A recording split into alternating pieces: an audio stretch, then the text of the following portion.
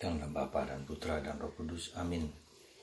Allah Bapa di surga, kami kau ajak untuk berani mengakui iman kami akan Putramu Yesus sebagai penyelamat dan penebus.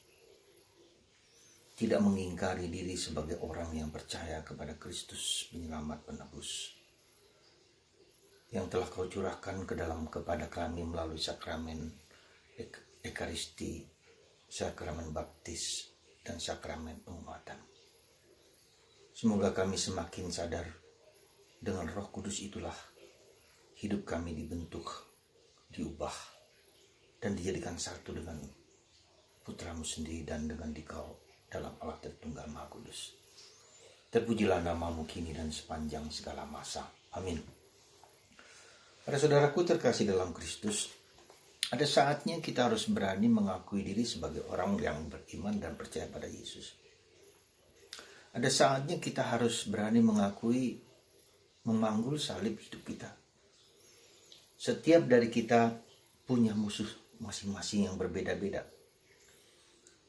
Dan itu harus terjadi supaya kita berani memanggul salib itu. Tidak lari dengan salib itu. Tidak takut dengan salib itu.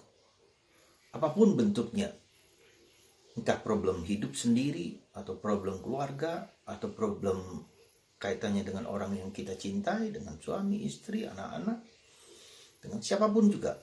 Keberanian untuk memanggul salib merupakan suatu panggilan kita khusus yang Tuhan berikan kepadaku untuk justru memperdalam. Ya, Santo Thomas Aquinas mengatakan salib, penderitaan, bahkan kejahatan, bahkan roh jahat, itu seringkali dipakai Tuhan untuk membuat kita semakin dekat dengan Tuhan. Untuk menumbuhkan kebaikan yang lebih besar, lebih bagus lewat penderitaan dengan salib itu. Dan yang kedua, karena salib itu adalah bagian dari kita untuk kita sendiri ikut serta dalam penderitaan Yesus. Apa yang kurang pada penderitaan Yesus, kita yang harus mengisinya. Jadi saudaraku terkasih, sekali lagi kita semua diberi sakramen penguatan supaya kita memiliki roh yang menguatkan kita. Ya, dengan segala kesulitan, dengan segala penderitaan dan segala salib yang harus kita tanggung, kita harus berani memikul salib tersebut. Nah, itu yang pertama, dimanapun, kapanpun. Jadi saatnya kita harus memberi kesaksian tentang iman kita itu. Ya, meski kita harus menderita, meski kita harus disalib. Ya, meskipun orang mengatakan dulu ketika kita masuk Kristen atau Katolik kita akan dipentang, akan disalibkan. Dan memang demikian dalam proses kehidupan kita masing-masing. Itu yang pertama. Yang kedua, Yesus memberikan suatu peringatan yang tegas, keras dan straightforward gitu. Barang siapa menyangkal Yesus masih bisa diampuni, tapi menyangkal Roh Kudus itu yang tak bisa diampuni. Kata-kata ini keras dan tegas dan tidak jarang sulit sekali kita mengerti maksud dan maknanya. Apa artinya menyangkal salib? Jadi ketika kita masih setengah-setengah atau kita masih tidak yakin akan Yesus atau keraguan-raguan tentang Yesus, itu masih bisa dimaafkan, masih bisa diampuni. Tapi ketika kita menutup diri terhadap perubahan, menutup diri terhadap karya Tuhan, menutup diri terhadap apa yang baik dalam hidup kita, ya, kita merasa bahwa apa yang kita pikirkan, kita hayati, kita jalani itu adalah suatu kebenaran. Jadi menutup sama sekali terhadap segala kemungkinan yang baik dan benar yang ditawarkan oleh Tuhan kepada kita. Dengan berbagai macam cara, tetap ngotot, tetap kaku, tetap keras untuk menutup diri. Nah, itulah yang Yesus mengatakan menjadi sulit ya untuk dimaafkan. Karena dengan begitu dia masuk dalam apa? Kenapa disebut tidak bisa dimaafkan? Karena dia sudah berada di dalam garis lain ya. Jadi yang menentang Tuhan, yang menentang Allah, yang menentang kebaikan, yang menentang pertobatan. Dia seperti dikuasai oleh kuasa lain yang membuat kita menentang Allah.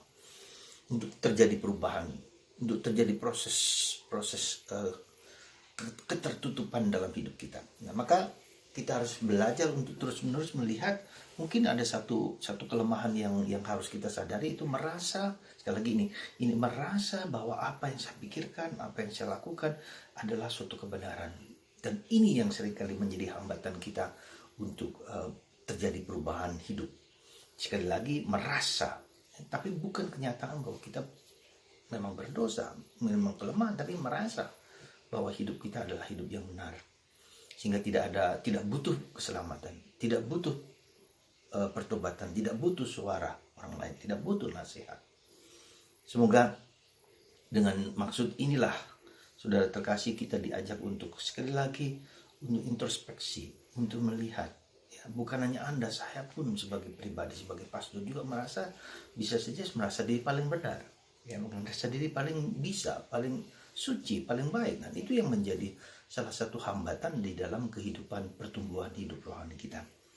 Ya, sekali lagi mari kita mohon rahmat kepada Tuhan, supaya Tuhan sendiri yang mau dan bersedia, dan kita rela terbuka, membuka diri terhadap segala kemungkinan yang mungkin tak dapat kita mengerti dengan baik. Meskipun mungkin kita harus menjalani penderitaan itu sebagai bagian dari proses untuk ditobatkan, karena kita memiliki seringkali kekeras kepalaan, ya, kekeras kepalaan yang menentang Allah. Dan itulah yang seringkali terjadi ketika orang, mengapa dikatakan itu melawan Roh Kudus, karena seringkali dia berpihak di pihak yang lain, yang menentang kebaikan, menentang kebenaran, menentang pencerahan, menentang pertobatan. Nah, di sisi lain, karena itu dia tidak bisa diampuni karena sudah dikuasai oleh kuasa lain, yang secara sadar, yang secara mau, yang secara kehendak berada di pihak yang lain dari Tuhan. Semoga kita tidak sampai ke sana, tetapi dengan penuh kerendahan hati mengizinkan Tuhan mengubah hidup kita. Tuhan memberkati Anda semua dan kita semua, supaya kita tetap dengan penuh kerendahan hati mau mendengarkan Tuhan dan mau mohon pengampunan dari Tuhan, memohon pertobatan dari Tuhan, meskipun tidak mudah, tapi dengan penuh hati, Tuhan, aku mau keselamatan yang daripadamu, supaya Engkau sendiri yang mengubah hidupku. Berkali-kali para santo santa yang saya baca adalah, Tuhan, bantu aku supaya rahmat-Mu mengalir dalam diriku, ya. Bantu aku supaya aku tidak melukai hati-Mu, ya. Selalu begitu. Jadi mungkin dengan pengalaman itu dia menjadi keras kepala, tapi dia ingin supaya apa yang ia lakukan tetap sesuai dengan kehendak Tuhan, dan membiarkan Tuhan melakukan yang terbaik bagi hidup kita. Tuhan memberkati Anda semua, dan kita diajari untuk rendah hati dalam segala kehidupan yang sedang kita jalani. Meski demikian, kita harus berani mempertahankan iman kita dan mengungkapkan iman kepada Yesus Sang Penebus Penyelamat, yang memberikan Roh Kudus, Roh kebenaran, Roh pengertian di dalam kehidupan kita. Tuhan memberkati kita. Bapa,